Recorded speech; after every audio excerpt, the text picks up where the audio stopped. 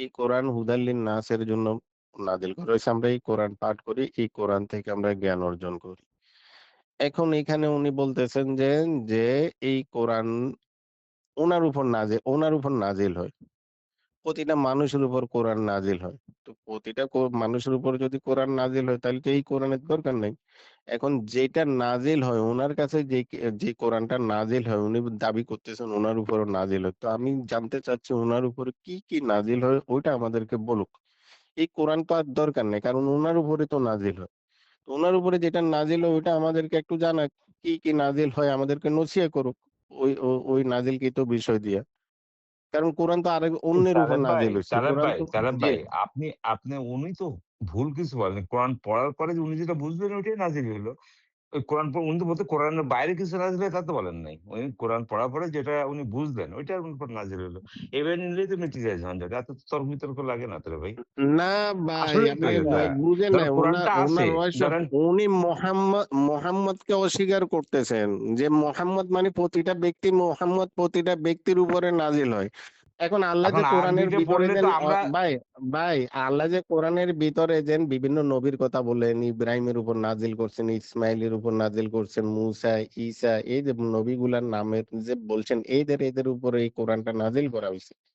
এদের এই নামগুলো আল্লাহ উল্লেখ করে অসংখ্য নবী রাসূল আল্লাহ প্রেরণ করছে। তার মধ্যে কিছু লোকের যতগুলা প্রয়োজন আমাদের জন্য, আমাদের হেদায়েতের জন্য যতগুলা নবীর নামের প্রয়োজন ছিল ওটা উল্লেখ করছেন। অসংখ্য নবী রাসূল আল্লাহ প্রেরণ করছেন। তার মধ্যে কয়েকজনের নাম আল্লাহ উল্লেখ করছেন।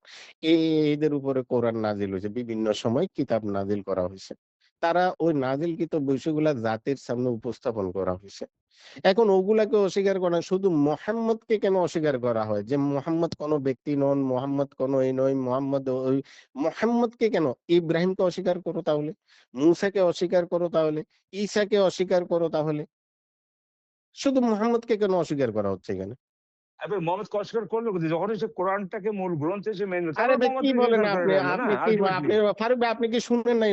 আপনিও কি আমি ছিলাম না হঠাৎ করে কি যদিও, বলেন? তাও তো আপনার কেন এটা নিয়ে তর্ক উনি করতেছেন আমি মোহাম্মদকে এটাই বুঝতে অস্বীকার পারতেছি না। করতেছে। ভাই মোহাম্মদ কোন ব্যক্তি ছিল না যে মোহাম্মদকে অস্বীকার করতেছেন এমনই।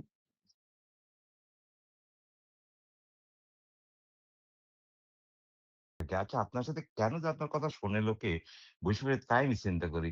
আমার কথা লোকে আপনি শুনেন না। কেউ শোনে না শুনে, কেউ শোনে না। ওকে, আপনি ডাক্তার হইতে পারেন। আপনি তো কোরআনের মূর্খ আপনি। আমি আপনাকে চিনি তো। ৩ বছর ধরে আপনাকে চিনি। আপনি সবচেয়ে বড় মূর্খ এখানে কোরআনের।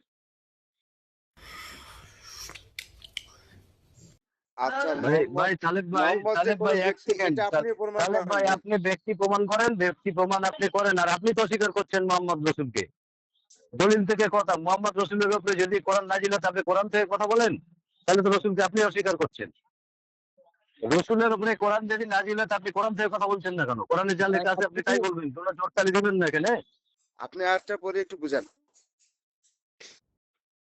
১৩ নং আরেকটা বাই করুন। আপনার কাছে বের করা নাই, আপনি বের করে রাখছেন তো, ওটাই পড়েন। আমি বাই করে রাখি নাই। না এখন এখন এখন এখন বের করেন, বের বিষয়টা করে হচ্ছে পড়েন। ভাই, যেটা এখন বুঝাইতে আয়াত যাচ্ছেন ওটা দেখাবো বুঝান। কিন্তু উনি উনি মানবেন না, উনি নিবেন না। যেমন কি ৩-এর ১৪৪ বলা হয়েছে যে মোহাম্মদ একজন রাসূল, সে যদি মারা যায় তাকে যদি কেউ মেরে ফেলে হত্যা করা হয়। এখন এখানে কি মোহাম্মদ একজন রাসূল এটা কি বলা হয়নি? এখন আপনি বলবেন যে এখানে নাউন না, এখানে প্রনাউন, এখানে এই, এখানে সে, ভাই আপনি বলবেন এভাবে। আলেপ ভাই ওখানে ওই জায়গায় স্পষ্ট ওখানে বলছে বলাই মোহাম্মদ রাসূল বই কিছু না। তাকে যদি হত্যা করে, তাকে যদি কেউ, সে যদি মারা যায়, সে যদি হত্যা হয়, এখানে কি ব্যক্তির দিকে ইঙ্গিত করা হচ্ছে না? আচ্ছা তালেব ভাই মারা যদি গিয়েছে বলে ভাই, ভাই মোহাম্মদ ওখানে মারা রাসূল বই আচ্ছা গিয়েছে কেউ লেখা কিছু না, আছে। ব্যক্তি যদি না হয় তাকে কে হত্যা করবে? আমি বলি কি এবং তাকে মোহাম্মদ কে যদি মেরে ফেলবে? কিভাবে সে মারা যাবে? ব্যক্তি যদি না হয়, মোহাম্মদ যদি ব্যক্তি না হয়। আচ্ছা বলা হয় যেন কি মোহাম্মদের ওইখানে ওটা নাউন না, ওটা প্রনাউন, ওটাই সে হাবি যাবে। আচ্ছা ঈসা ঈসা কি নাউন শব্দে আসছে? মুসা কি নাউন শব্দে আসছে?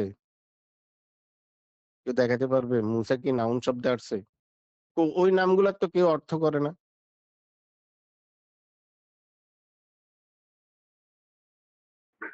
ভাই আমরা আসলে ওই নাজিল শব্দটা যদি আমরা বাংলা কে ভাষায় নিয়ে আসি তাহলে সমাধান হয়ে যায়। যে একটা মানুষের উপর শুধু কোরআনই নাজিল হয় না, আরো অনেক কিছু নাজিল হতে পারে। ওখানে যেহেতু কোরআন শব্দ নাই, বা একটা মানুষের জীবনে সারা জীবনে যা কিছু প্রয়োজন সবই তো আল্লাহ নাজিল করে, আল্লাহ প্রেরণ করে, আল্লাহই পাঠায়, আল্লাহরই প্রেরিত সব। এখন আমরা আসলে বাংলা শব্দটা নিয়ে খেলি, তাহলে দেখবেন যে খেলাটা সুন্দর হবে, ওই খেলার মধ্যে কোনো ঝামেলা হবে না। কিন্তু আরবি শব্দ নিয়ে খেললে মনে হবে নাজিল শুধু কোরআনই হয়, আর কোনো কিছু নাজিল হয় না, তখনই ঝামেলাটা হয়। ওখানে তো কোরআন শব্দটা নাই, যে জন্য ঝামেলা হচ্ছে। তো মোহাম্মদের উপর অনেক কিছু নাজিল হতে পারে। আর মোহাম্মদ কোনো ব্যক্তি না, মানে কি ধরেন সুপারভাইজার, এটা কি কোনো ব্যক্তি না? চেয়ারম্যান কি কোনো ব্যক্তি না? মেম্বার কি কোনো ব্যক্তি না? অবশ্যই ব্যক্তি। তবে সেটা একজনের মধ্যে সীমাবদ্ধ করে দিলে তো বিপদ। अच्छा কোরআন নাজিল হয়েছে মোহাম্মদের উপর, কোরআন নাজিল হয়েছে, কোরআন শব্দটা মোহাম্মদ নামের সাথে কোথায় আছে কোথায় নাই, এগুলা এগুলা কোনো কথা ভাই? যে কোরআন নাজিলের সাথে ওনার নাম থাকতে হবে, কোরআন শব্দটা উল্লেখ থাকতে হবে, মোহাম্মদ নাম শব্দটা কোরআনের পাশে থাকতে হবে, তারপর যাই আমি বিশ্বাস করব। প্রতিটা আয়াতে যেখানে উনজিলা আছে সেখানে মোহাম্মদ শব্দ থাকতে হবে, যেখানে কোরআন শব্দ আছে ওখানে মোহাম্মদ নাম থাকতে হবে, নইলে ওটা মোহাম্মদের উপর নাজিল হয়েছে এটা বোঝা যায় না। এটা এটা আপনি প্রমাণ করেন। এগুলো কোন ধরনের কথা ভাই? এটা কিভাবে বুঝাইছে একটু এক্সপ্লেনেশন বা ইন্টারপ্রিটেশনটা একটু বুঝান তো আমাকে। দেখেন, এটা বুঝতে আবার পারছি সাথে আবার আমার এটা আমার গবেষণা, এটা আমার গবেষণা। জি ভাই। আচ্ছা, আপনার গবেষণাটা ক্লিয়ার হতে চাচ্ছি। আচ্ছা, তাহলে আমি কবি নজরুলের কবিতা বিদ্রোহী মুখস্থ করলাম, এটা আমার উপরে নাজিল হইলো নাকি? কেতাবের কথা হচ্ছে ভাই, এখানে আমি কবি নজরুল তো আমি ওই অন্যদিকে কেতাবের নিচ্ছি না, কথা আপনার নয়। ভাই সাদেক ভাই হেল্প করবেন তো। আপনি আপনার কথাটা তো কেউ এখানে বুঝতে পারছে এরকম একজন তো নাই মনে হয় না আমার, তো বলে না। বুঝতে পারেনি তাই তো? না বুঝতে, কে তাহলে বুঝতে পারছে বলেন তার লগে, তাহলে আমি ইন্টারপ্রিটেশন তাহলে করি। বাদ দেন, তাহলে বাদ দেন, তাহলে বাদ আমি দেন, তো এই বাদ দিতে ব্যাপারটা বলি নিয়ে নাই। ঘাটা তো আরে না না, আপনারা এটা বাদ তাহলে দিতে বাদ বলি দেওয়া নাই। না না, এই আরে বিষয়টা আর একদম আরে আলোচনা করা আপনার নাই। জিনিসটা যদি কেউ বুঝতে একজনা চাচ্ছি। লোক না বুঝে, না না, এই কথাটা আমার একটা এত সুন্দর করে কথাটা বললাম একটা আয়াত খুলে, যদি একদমই কেউ না বুঝতে পারে এ তো একদম আলোচনা করাই যাবে না, বাদ দেন এটা।